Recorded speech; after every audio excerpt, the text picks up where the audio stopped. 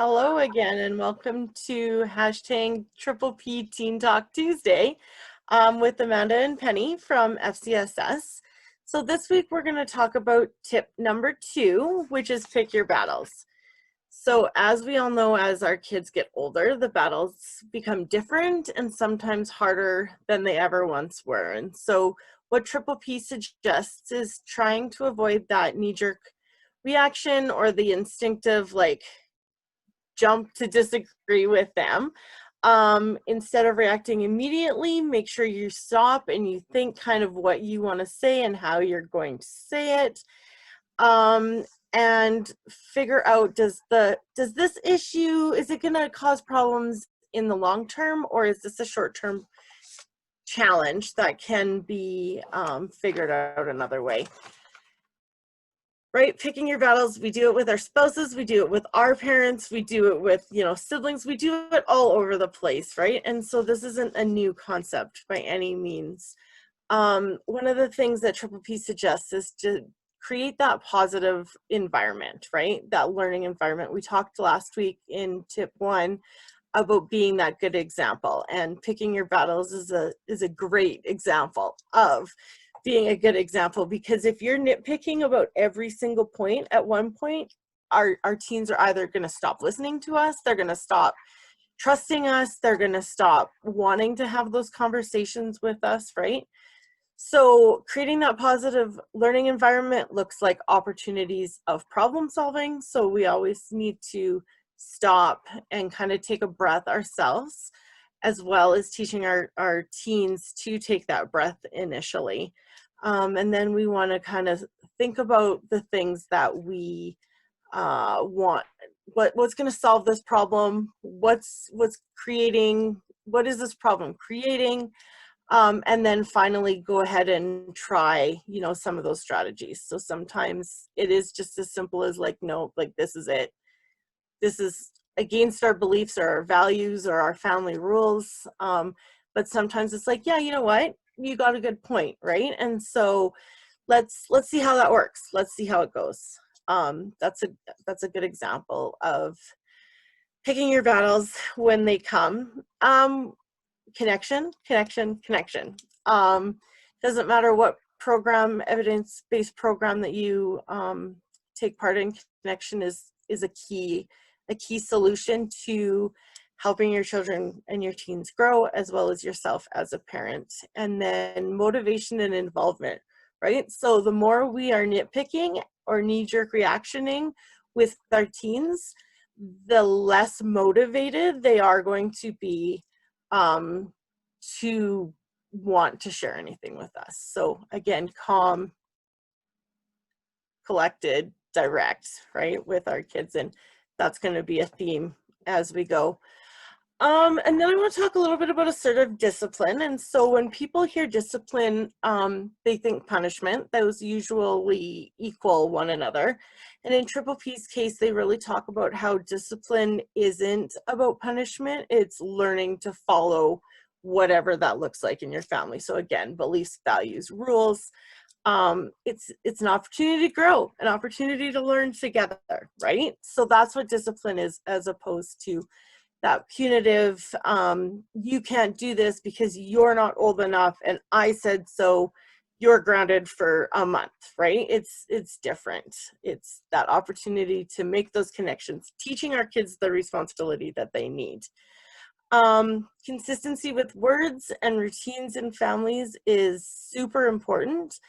Something that the research states is that the more time we get to spend with our kids, the more consistent we are with our lives and with our teens, the more strengths they'll have as they proceed into adult life.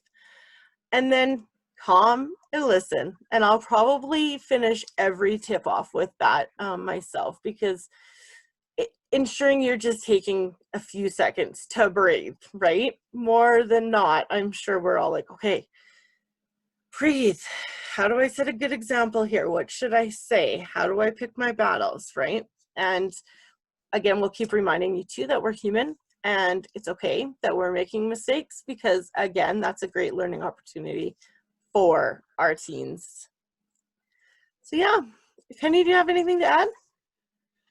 Oh yeah, so much comes to mind when you talk about this, and I kind of, yeah, I like to sort of shift it a little and think about just expanding that listening space. So like you said that beautifully, where, if this is a no-go, then it's a no-go.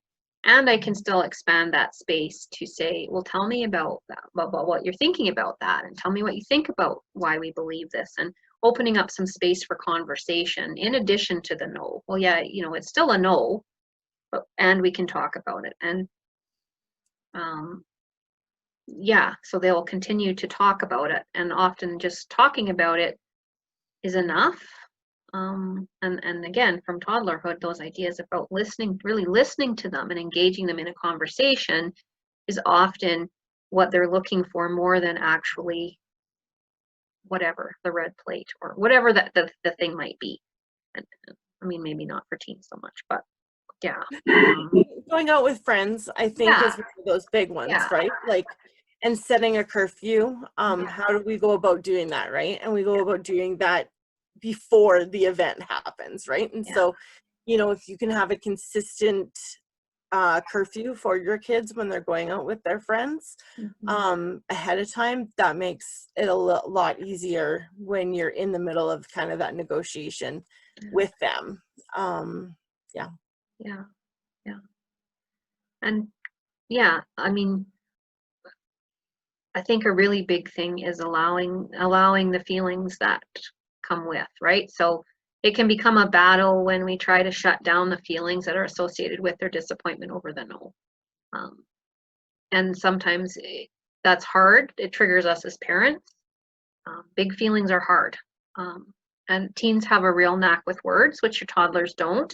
And when they're toddlers, you wish that they could talk more. And when they're teenagers, you wish that they didn't. But that same idea of allowing the emotions. So not every behavior is okay, but the emotions are okay. So as parents, taking that time, like you said, to breathe and to sort of center ourselves to weather that storm of, will they really want to go past the curfew? And it's just a no.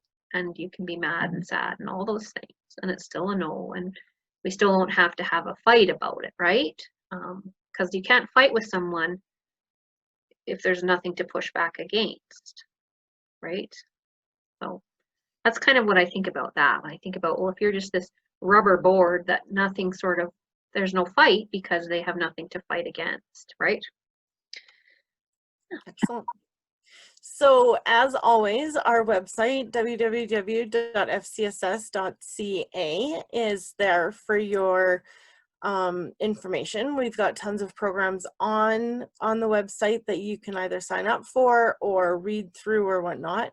And including this is going to be available on our website as soon as it can be as well. So that was tip 2, pick your battles of hashtag Triple P Teen Talk Tuesday. We'll see you later.